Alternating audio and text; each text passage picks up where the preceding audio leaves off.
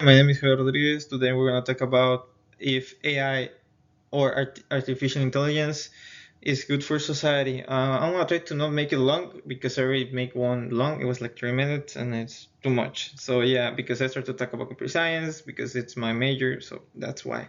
But I'm going to try to make it really quick. Not that quick, right? Time enough. But yeah. In any case, I say anything wrong in English. Sorry, I speak more Spanish, though I'm really getting used to English. But yeah, I have my trouble sometimes, especially when I'm reading in front of camera or something like that. I know I'm not in front of camera, but you're listening to my voice. But yeah, that's it. Let's begin with it.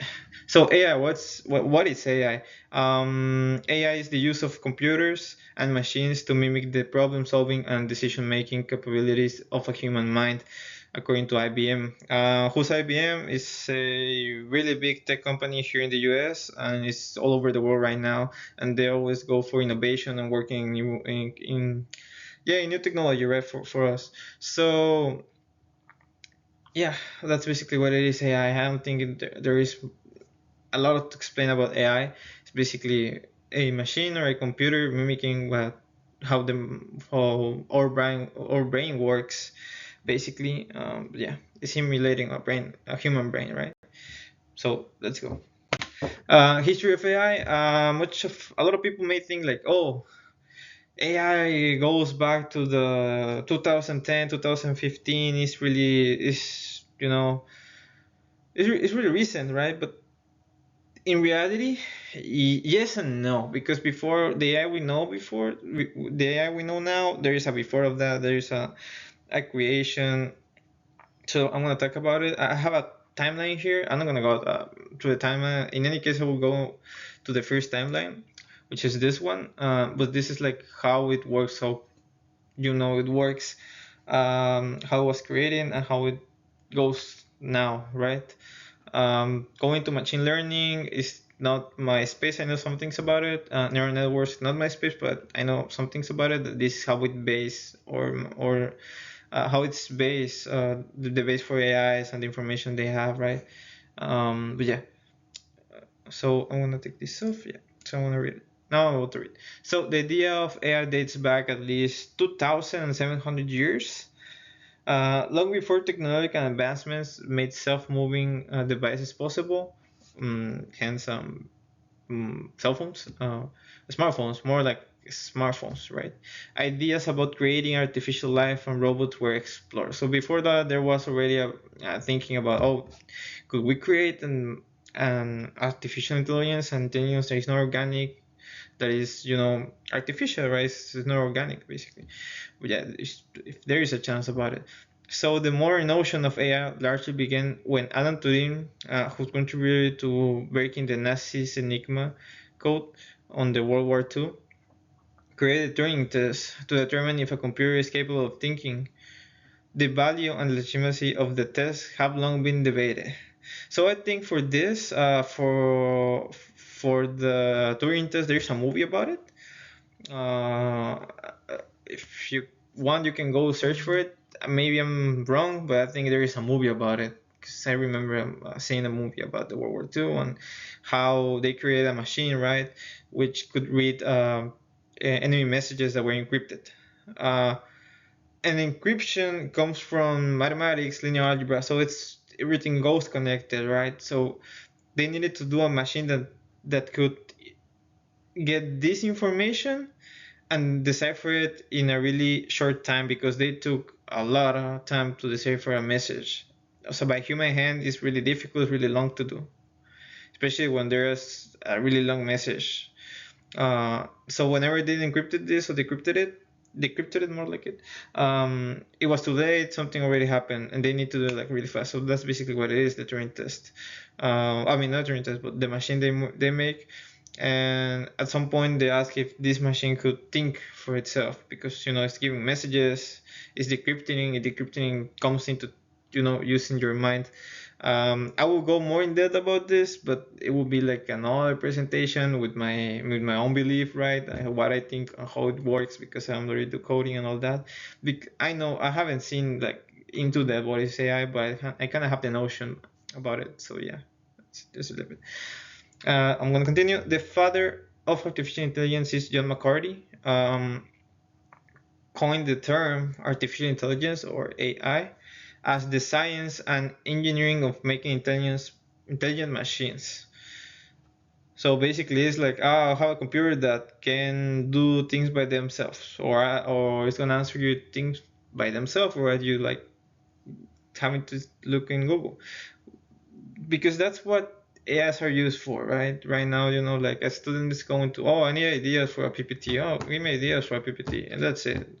It's gonna give you a list and some suggestions like, hey, you can do this, you can do that, or like, okay, this is what ChatGPT, Copilot, and on all these, even Gemini does right now. So yeah, that's basically it. So he would go on to create the computer programming language, LISP. This has a variation between languages whenever you do, if you use Python, C++, it's really different, that, but there is always a library with all this information to make a, a AI, right? Uh, like you said, which is used in AI. Host computers, chess games against human opponents, Russian opponents, and develop the first computer with hand-eye capability. All important building blocks for AI. So basically, LASP has everything that is needed to make an AI work, right? You might have already used AI before AI was what it is right now, because now AI is a searching tool, right? But before, you could have played against it. If you like chess, you play against it. If you like any video game, you play against it sometimes. Of course, there is some games that have programmed like how enemies work and all that. But if you're playing a game that use a lot of intelligence like chess, I don't know another game, but I know about chess because I don't play it, but I know how it works, right? And I kind of know how it could be um, coded, that behind using a randomizer, using this and that. But of course, whenever there is a pattern like, the user put this here, and I need you to put this here, you give instructions to the machine, right?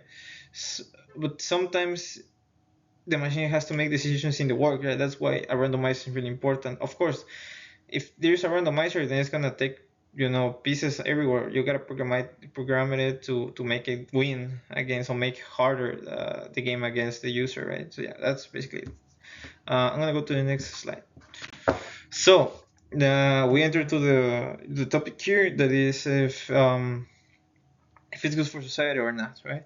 So how might this AI affect both individuals and greater society? Well, in the case of individuals, employment will be affected. People can lose their jobs, causing economic problems for people. In education, students will rely a lot in AI, which is already happening.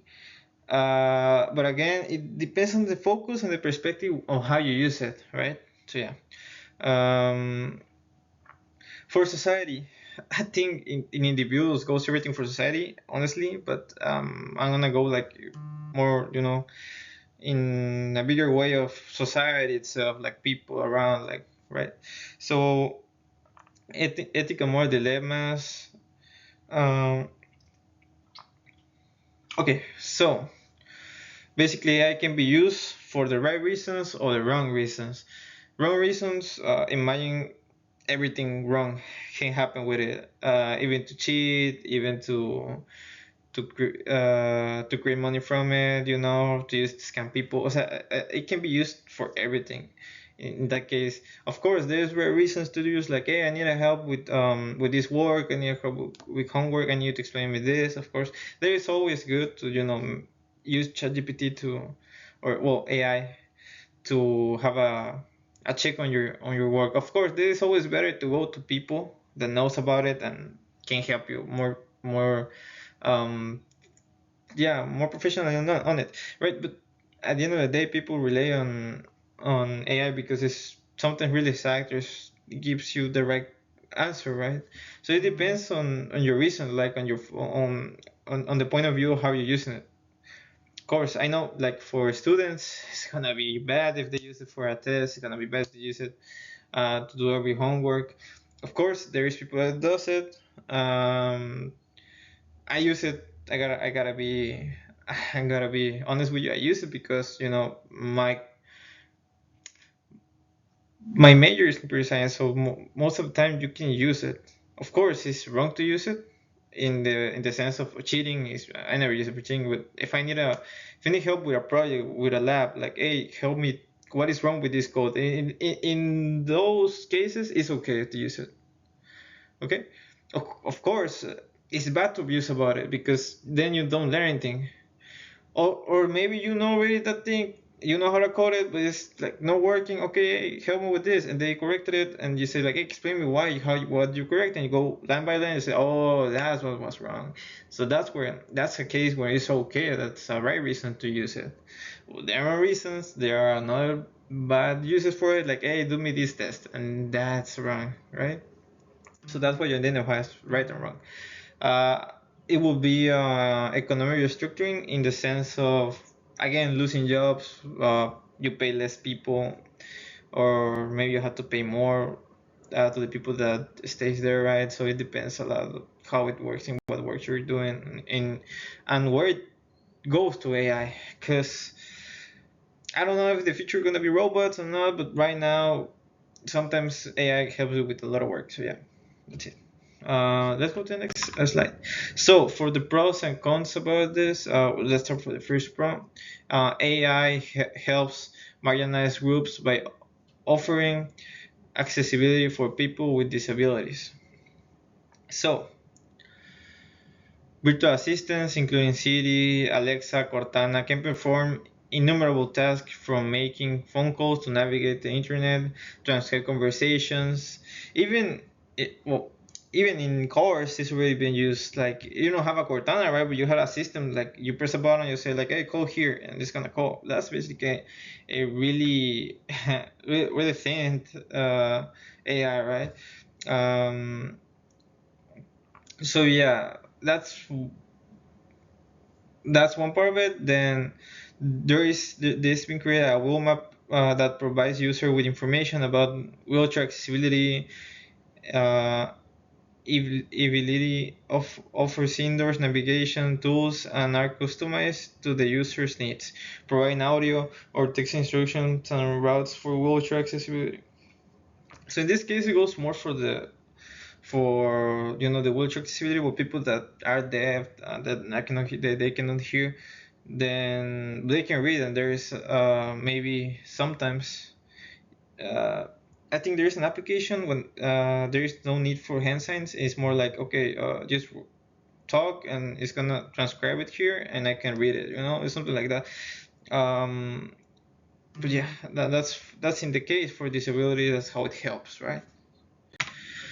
About the second pro, AI makes work easier for students or professionals. So like what I was saying before, for example, like the calculator did not signal the end of a student grasp of mathematics. Typi- type Typing did not eliminate handwriting, and Google did not herald the end of research skills. AI does not signal the end of reading, writing, or education in general. Yeah, again, if it's abused, it can be, but it's like it says, like it's like clear doesn't make you like not understand math. Um, Texting doesn't make you like it doesn't eliminate handwriting, right? You still, well, that's another thing. Technologies came to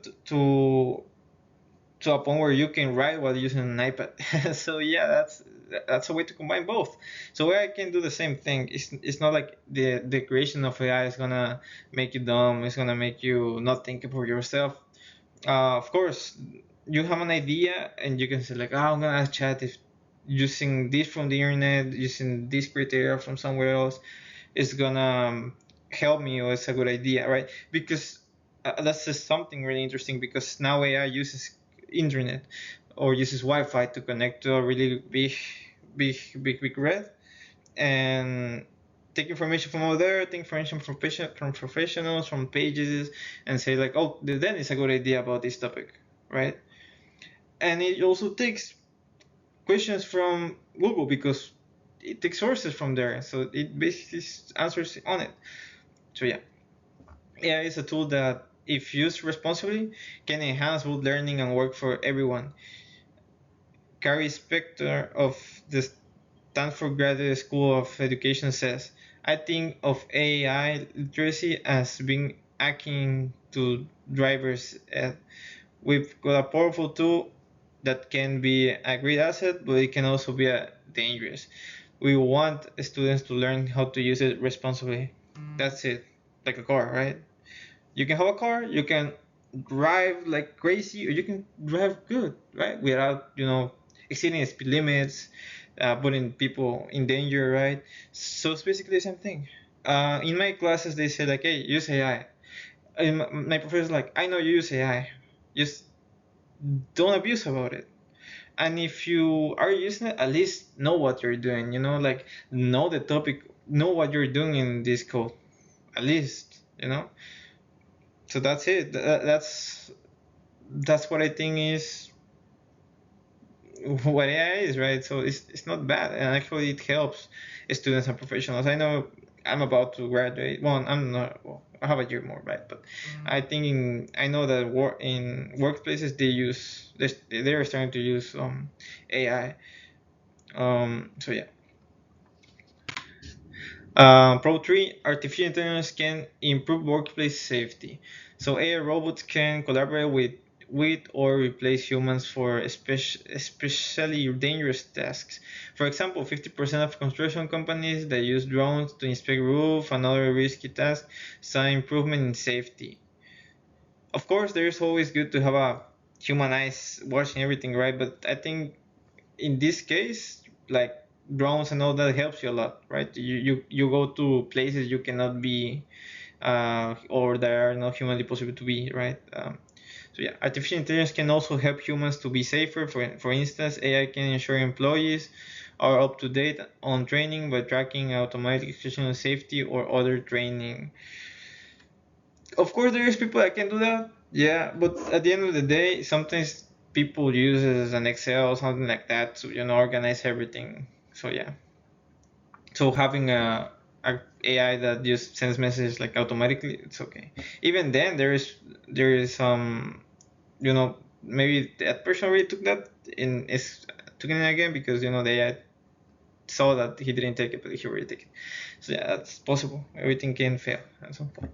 So AI can also perform more sensitive tasks in the workplace, such as scanning work emails for improper behavior and types of harassment. That's used already, even for things like playing a video game online, right? Because on the voice chat, there's a lot of people like saying bad words, even writing messages that are not correct or politically correct. But yeah, there's already a bot that's doing that. They call it bots, but it's AI analyzing. Um, well, yeah, it's analyzing like a message. If it encounters like a bad word or something that's cursing, like it's gonna take it off. That's it. So yeah. Uh, so I'm gonna start with the cons. There's only uh, three of each. So yeah, let's do this. So for the first con, a bad thing about it, AI will harm the standard of living for many people by causing mass unemployment. That's something I think really obvious. The use of machines is gonna take a lot of people off work because why? Because it's cheap and you don't have to pay a worker, and if something goes wrong with the road, you replace it. Just replace it, right? That's it. So AI robots and other software and hardware are becoming less expensive and needed none of the benefits of services required by humans workers, such as sick days, lunch hours, bathroom breaks, health insurance, pay raises, promotions, and performance reviews, which expose troubles for workers and society at large. An October 2020 World Economic Forum report found 43% of business surveyed plan to reduce workforce in favor of automation. Many businesses, especially fast food restaurants, retail shops, and hotels, automated jobs during the COVID-19 pandemic. So there's a lot of stores that are already like you go, automatic the doors open, you take whatever you need, and you pay in the phone counter, right? So that's something that's already happened. Of course, there's a limit to that also because if you have machines, then there is. I mean, it's cheap, of course. Not that cheap, of course. You have to have the money. The company have to have the money, but I think it's always good to have people working. And this is my opinion, right? Um, but yeah, I think this is one of the things that I don't like about it because it's gonna take people off. It's gonna take people from their jobs, and there's a lot of people in jobs. Yeah. So the second bad thing about it is that AI undermines critical thinking skills for students and all. I know this is a contradiction from what I said before. Like it helps students, get better at school, and it helps to improve workplace and all that. Uh, there is something I said before. Like it depends on what you focus on what you use it for, and this is basically it, right? If you let everything do papers, work, writing, your essays, then there's no point, right? You use it just for, hey, just correct this here, just correct that here. Hey, give me an option to do here. That's the correct way to do it, but this is the wrong way. Like abusing about it. There is studies that says that most of students do this and start to become lazy because they abuse about it. Um, and there is a chance that you lose decision making doing it because you say, just let the AI give me ideas. Yeah, that's part of it. Yeah, there is people that's gonna fall into that, of course. Like there is a lot of people that's gonna fall into drinking a lot. There's a lot of people that's gonna fall into not going to school and instead go to school and instead go to work. There's people that just are gonna fall to stay like, I'm not gonna work. That I think it's like everything like that, right? But again, it depends on the focus. But it is a bad thing about it that there is people that's gonna abuse about it. But I don't think it's nothing new because there's a lot of people abusing about other things, in other parts of life. But yeah, there is a really high rate of people abusing about it. And I think from high school, I've seen it from high school to now college. And there was a time I did that also, but then I realized that, hey, this is not helping me learn. Maybe if I use it this way, and then I learned that it's way better if you ask them, hey, give me ideas, hey, correct me this and that, right? And that's where you learn, right? And I've been doing it um for coding and all that, but I was on that part too of, oh, let AI do it because I know some people that do that. So yeah, yes, you find to that there's a really high chance to do it. Yes, it is. It's a bad thing about it. Sadly, it's a bad thing about it. But yeah, so let's continue with it. So for or four, um, problem about it, artificial intelligence possesses a dangerous privacy risk, and I think this is not only for AI but for tech in everything in general, even for cell phones. Let's read. Facial recognition technology can be used for passive, warrantless surveillance without the knowledge of persons being watched. Ring, the AI doorbell, and camera company owned by Amazon has partnered with more than 400 police departments, allowing them police to request footage from users' doorbells cameras.